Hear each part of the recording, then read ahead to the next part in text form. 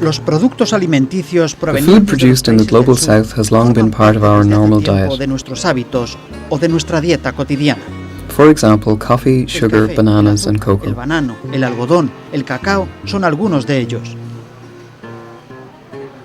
Pero muchas veces ignoramos que detrás de esos productos However, suele these haber products una often historia hide social cargada de dramas conflicts y and crises. conflictos sociales.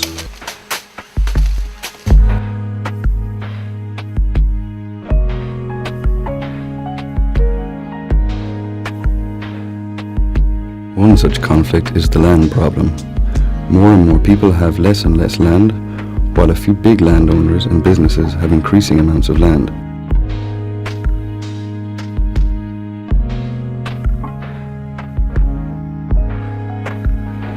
In Brazil, for example, 90% of farmers use 20% of arable land, while 1% of big farmers own around 45% of the land.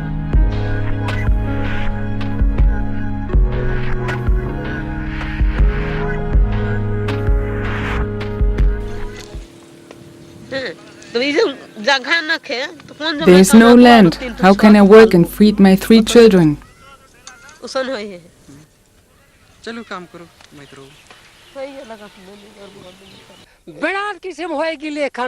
We are lost people.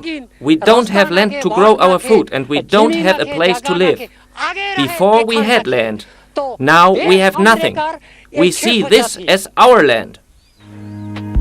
The unfair distribution of land is a legacy of colonialism. Since that time, the system has become ever more discriminatory.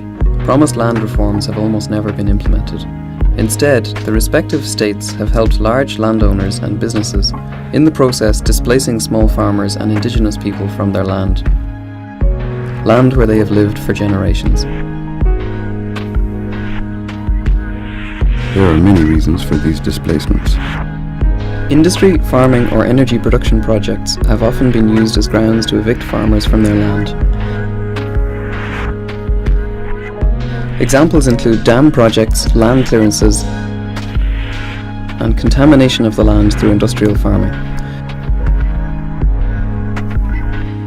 As a result of dam projects, between 60 and 80 million people have been displaced globally. Clearance of enormous swathes of forest for beef production and export also destroys the livelihood of indigenous people.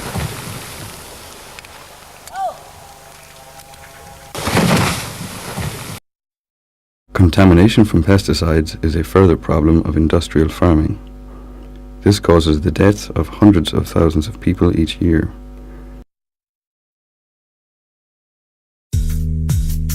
The intensive water consumption used in industrial farming dries out large areas of land. The soil is eroded. Mining contaminates the ground and water with harmful chemicals. This is our major river we drink. When the company came, this river was polluted.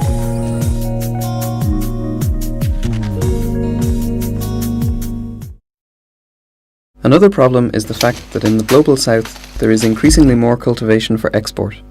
This is not only true for traditional products like sugarcane, coffee and cotton. Countries like Argentina or Paraguay have, for example, almost entirely switched to genetically modified soya. They produce the animal feed for the rapidly growing meat industry in industrialized countries. The export of exotic woods destroys forests.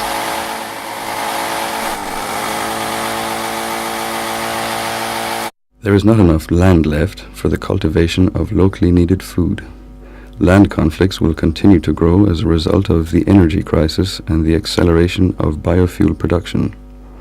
More and more palm oil trees in Indonesia are planted to meet these demands. This development is pushed forward by the World Trade Organization, the World Bank, the IMF and the G8 countries on behalf of transnational business.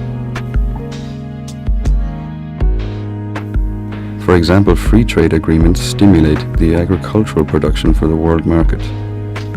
This forces farmers all over the world to compete directly against each other in such a way that the small producers can only lose as much in the global north as in the south.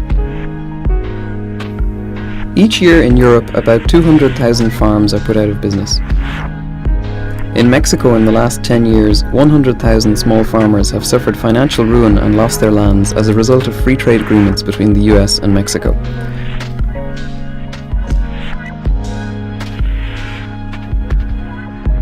The result: of the 840 million people worldwide who suffer from hunger, 80% live in rural areas.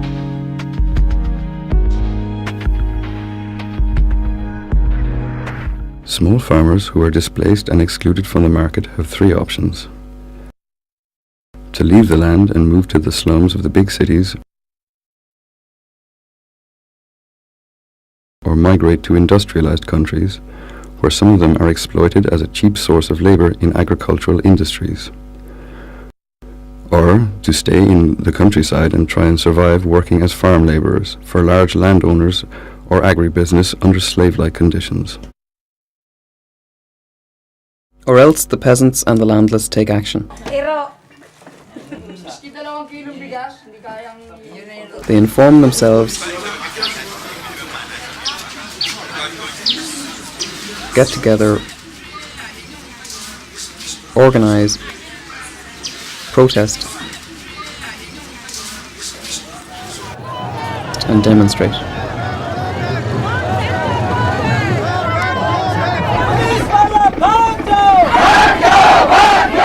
They demand agricultural reforms and occupy land.